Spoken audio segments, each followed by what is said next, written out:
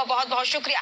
और आगे एक और बड़ी खबर की तरफ रुख करेंगे, जहां सपा नेता आजम खान की एक बार फिर से मुश्किलें बढ़ चुकी हैं। आजम खान पर एक और मुकदमा दर्ज हो चुका है। रामपुर पुलिस ने एक और मामले में आजम खान को दोषी बनाया है। फर्जी सर्टिफिकेट से स्कूल की मान्यता लेने का उन पर आरोप लगा है और ये आरोप खुद बीजेपी नेता आकाश सक्सेना की शिकायत पर मुकदमा दर्ज किया गया है। रामपुर पब्लिक स्कूल के चेयरमैन भी हैं आजम खान। तो ये बड़ी खबर आपको बता रहे हैं, जहां सपा नेता आजम खान की मुश्किलें लगातार बढ़ती हुई नजर आ रही हैं। सुनवाई हालांकि होनी थी, लेकिन अब सुनवाई उस मामले में, आजम खान के मामले पे जो सुनवाई है वो 19 मई तक टाल दी गई है। एक तरफ जहां रिहाई के सपने देखते हुए आजम खान लगातार नजर आते हैं, तो एक बार फिर से एक और मुकदमा उन पर दर्ज हो चुका है। और ये जिस तरीके से फर्जी सर्टिफिकेट से स्कूल की मान्यता लेने का उन पर आरोप लगाया गया है, इसके बाद से अब आजम खान की जो मुश्किलें हैं वो एक बार फिर से बढ़ती हुई नजर आ रही है। रिहाई पर अब ये सवाल उठता है कि अब आजम खान की रिहाई कहां तक पहुंचेगी।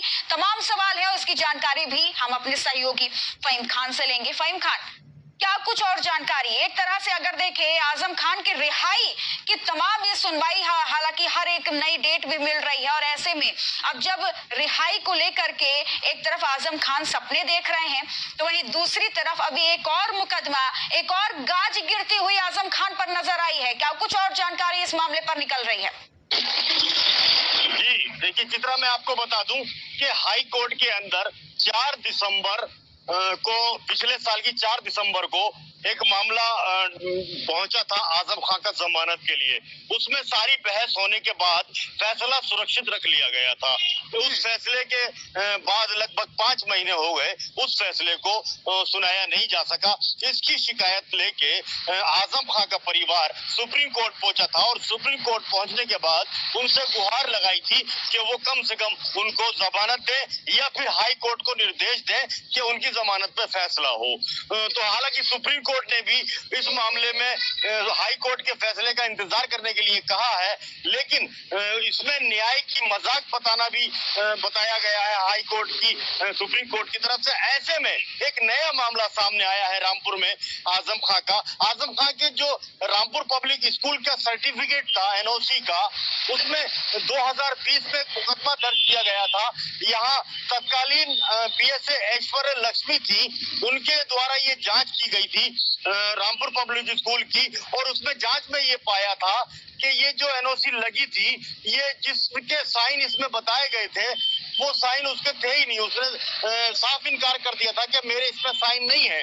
दूसरी चीज ये कि ये जो सर्टिफिकेट लगाया गया, ये रामपुर पब्लिक स्कूल के पुरानी तहसील वाले स्कूल का सर्टिफिकेट था, जिसको यतीम खाने की जगह पे जो बने हुए स्कूल है उस जगह पे भी लगाया गया था। यानी कि एक सर्टिफिकेट को 2 जगह लगाया गया था।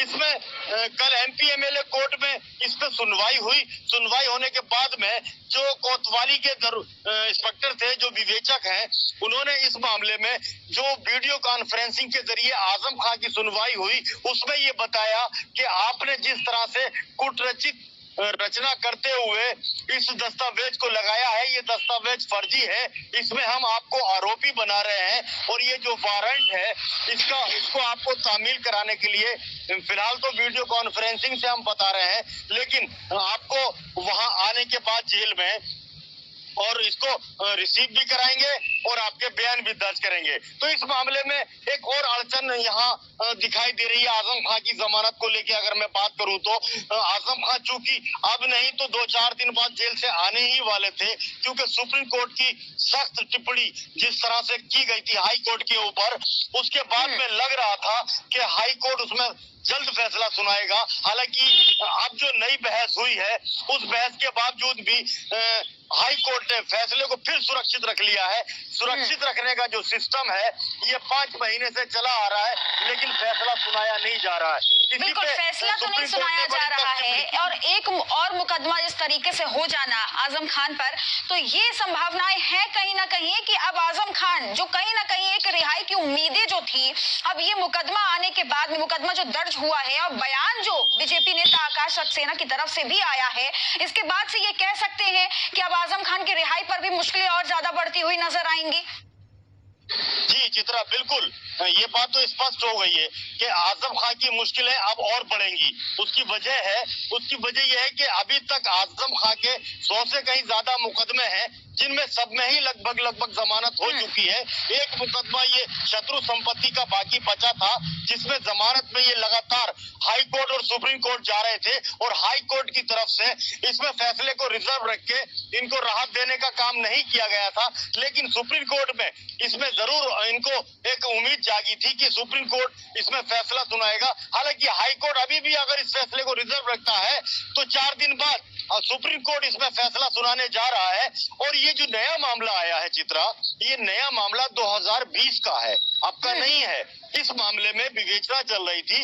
विवेचना में विवेचक ने पाया कि आजम खान ने इसमें गुट रचना करते हुए दस्तावेज लगाए, जिसमें 420 की धारा, 461, 420, 467, 468, 471 की धारा इसमें इस मुकदमे के अंदर दर्ज है। इसके बाद इसमें आजम खान को जो आरोपी बनाया गया है वो कल की बात है। इसमें विवेचक ने साफ तौर पे कहा है कि हमने ये पाया है कि आपने इस दस्तावेज का इस्तेमाल गलत किया है। पुलिस अधीक्षक के अनुसार भी अगर हम इस बात को थोड़ा सा एक्सप्लेन करें चित्रा, तो ये बात समझ में आती है कि उनका कहना था, अशोक कुमार शुक्ला जो एसपी रामपुर है, कि इसमें जो तथ्य सामने आए हैं ये बिल्कुल सच्चाई के साथ है और इसमें कहीं भी कोई अंतर या फर्क नहीं किया गया है। इसके अंदर पूरी तरह से जो विवेचना हुई है वो निष्पक्ष तरीके से हुई है और जो कमियां विवेचक ने पाई हैं, हमने पाई हैं, उसके हिसाब से हमने आजम खान को आरोपी बनाया है और आजम खान के खिलाफ ये वारंट जारी किया है। इस मामले में जब ये एक और मामला सामने आ गया और इसमें आजम खान आरोपी बन गए, तो हाई कोर्ट के अंदर और सुप्रीम कोर्ट के अंदर जो रिट पड़ी हुई है जमानत की, वो एक तरह से निष्प्रभावी हो जाती हैं। और उस मामले में अगर जमानत हो भी जाती है चित्रा, तो फिर ये नया मामला जो है इसके अंदर आजम खान को जमानत करानी होगी, उसके बाद वो जेल से आएंगे। फिलहाल आजम खान की जमानत में रिहाई को लेकर मुश्किलें अब और बढ़ती हुई भी नजर आएंगी। जिस तरीके से अब एक और मुकदमा दर्ज हो जाना, वारंट जारी हो जाना, अपने आप में आजम खान के लिए बहुत बड़ी, एक बहुत झटके वाली खबर जरूर मानी जा रही है। फिलहाल तमाम जानकारी देने के लिए आपको बहुत